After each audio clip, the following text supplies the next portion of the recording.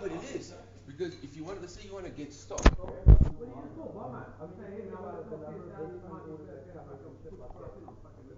I can't believe they're doing that. All right. Good morning, everyone. Get started here. Okay, U.S. markets, very narrow pullback yesterday. Really just maybe small profit taking on the back of the previous days, previous 2 days of nice gains. Interestingly enough, we had a pullback on the S&P, but we only had two sectors that were down. So you can see utilities and information technology index were hit pretty reasonably to kind of give us a down day. We did have initial jobless claims on the day yesterday that were a fantastic number, of one of the best numbers we've seen in quite some time. I think I really do think that that's going to kind of be the nail in the coffin maybe for for them to taper starting this month. And so I think that's going to be important to continue to monitor going forward. We had Asia, which is mostly down across the board, but same sort of thing, a very small correction. I think the Japanese markets actually finished slightly in the green on the day now.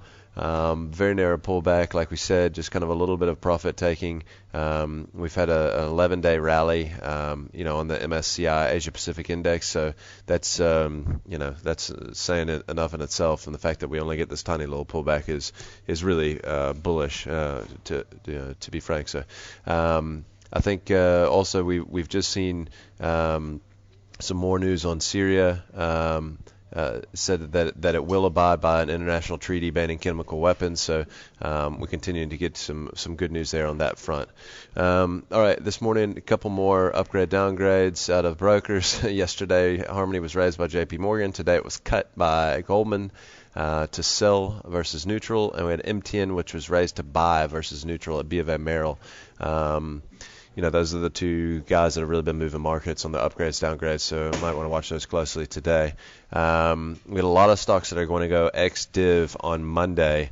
We've got CFR, we've got Naspers, we've got Bidvest, we've got Sun International, we've got Essor, we've got Growth Point, we've got Impalas, and we've got Woolworths. So big day today in terms of last day of trades. So just be careful of that today. There's none of them, none there that are extraordinarily big divvies. So I don't know that there'll be too much chasing. The Woolworths divvy is decent size, but the rest I think are relatively modest. All right. We had Japanese industrial production this morning, which is a small beat. We've got PPI numbers later out the States. We've also got retail sales advance month on month, and then we've got University of Michigan consumer confidence numbers. So not very much on the data front today. All right, let's jump into the maps. All right, first thing I want to have a look at here is the U.S. bond market, 10-year Treasury. Why does my chart look like that? Here we go. Okay, no. What the heck's going on?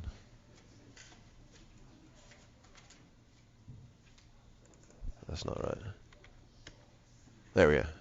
Okay, I was wondering what was going on there. All right, let's just zoom it out here. Obviously, we've had a huge rally in interest rates out of the U.S. as of late. Since May, we've gone from a yield of 1.6% up to 3%. Like we talked about before, this is the fastest rise in rates since, I believe, 1987. But we managed to hold the trend line here, which was, I think, important.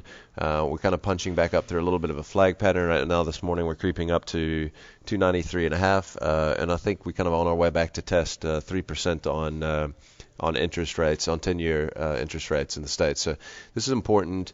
I really think that this is important to watch over the next few sessions. It's really going to tell us, in my mind, what's going to happen with the Fed meeting next week, and if we're going to see the taper. And I think that the fact that we've held that trend line, I think, is significant. And I think that the commodity market as of yesterday, after the non-farm payroll numbers kind of started to signal that to us as well. So I think, these are things that we need to continue to pay attention to. They're really going to be, I think, what's going to move the market for us into the back half of the year. So let's keep a close eye on this chart. We'll keep you updated on what's going on in the Treasury market as well. All right, we had gold yesterday. We sent out a tweet yesterday. There we go. A tweet yesterday. Really, we had a breakdown in the gold price kind of toward the beginning of the day, and really gave us a nice opportunity to get short on some of the gold shares and some of the the gold price, if you have the ability to short that as well. So this is a really nice looking chart. If you back it out a little bit, you can see we've been in a downtrend now for the better part of a year. We still kind of managed to hold that trend line resistance. We didn't get above what was the trend line. We could probably draw that a little bit differently, but nevertheless, we weren't able to really break up. Maybe had a little bit of a false break here for a couple of days, couldn't punch through, and we've managed to break down to the downside here. So I think there's really room to the downside in the gold price. I think the shares have been telling you that over the last few sessions. We've really very quickly, after that huge spike we saw in gold shares here locally, we've seen a enormous pullback very quickly. I'll jump in on the back of that just to show you gold fields here. We talked about this 2 days ago when we broke when we broke kind of some sort of support here. This is actually looking a little bit like a rough head and shoulders pattern, and I really think that there's significant room on the downside out of this pattern. If you look here, maybe a bit of a neckline, a bit of a weak right shoulder, but other than that, the pattern is looking very much intact. And what I wanted to show, I guess, was simply just that we're getting very close to taking out all-time lows here. I'll just pop it forward a little bit. And you can see here on a closing basis, I think we're at 47.40 was the close on this day. 47.60 actually is the closing low. That we closed lower than that in the States last night, and the 47.04 was the low on the day. So we're very close to taking that out.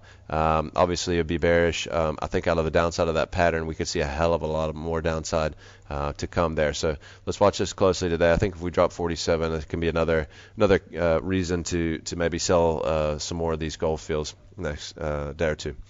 All right.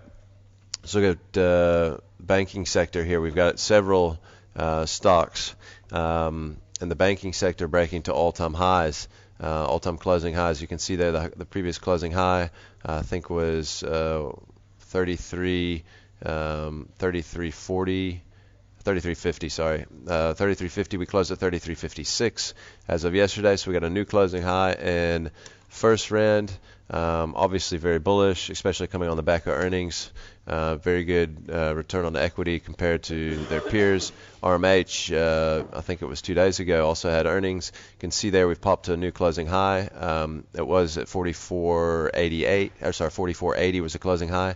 Closed at 45.27, so that's a little bit more of a definitive breakout there. I mean, obviously from the trough of this kind of longer term continuation pattern, the upside targets here are significantly higher. So this is this is a breakout here that I think has legs in the longer term. The next one that we can show did the exact same thing. Nedbank. I mean, guys, I think this is really important to take cognizance of. When you have the entire sector that's basically starting to break out to new highs. And maybe it's an opportunity to play the laggards, and maybe it's an opportunity to play the ones that are breaking out. But bottom line, the sector, performance is incredibly bullish. So when you look at things like Barclays Group, which has lagged so bad. I mean, it's 30 Rand off its all-time highs. Standard Bank a little bit less than that, and Standard Bank we can actually show here real quickly as well, and just have a look at this little consolidation pattern that it's kind of put in over the past. What is it? I'll draw here at the wicks just to give us a little clearer indication. But you can see there we've really been in this little consolidation range for the better part of a month and a half. And I think yesterday we did close at a new high there, out of that little consolidation pattern, and probably could pop up another $3 to get us $3 or $4 very quickly to 120 rand. So I think bottom line is here, due to what the rest of the sector is doing. I mean, if we go back to a 5-year chart here, you can see how important this level coming up is in Standard Bank, which is really a touch north of 120. So if we get above that, the longer term charts here I think are screaming for this thing to move higher. So sorry about that. And I think there could be a lot of legs in this one as well. So just watch the market closely here. What continues to happen in this banking sector, we could get a little bit more out of it. All right, and the last one I'm going to show here is IBM out of the States, which is broken out of its downtrend here. We'll look on a closing basis. You saw that day before yesterday. We broke out nicely here from really what has been kind of a bit of a prolonged downtrend, off of some bad numbers, about a month and a half ago. So that's it for today, guys. Thanks a lot.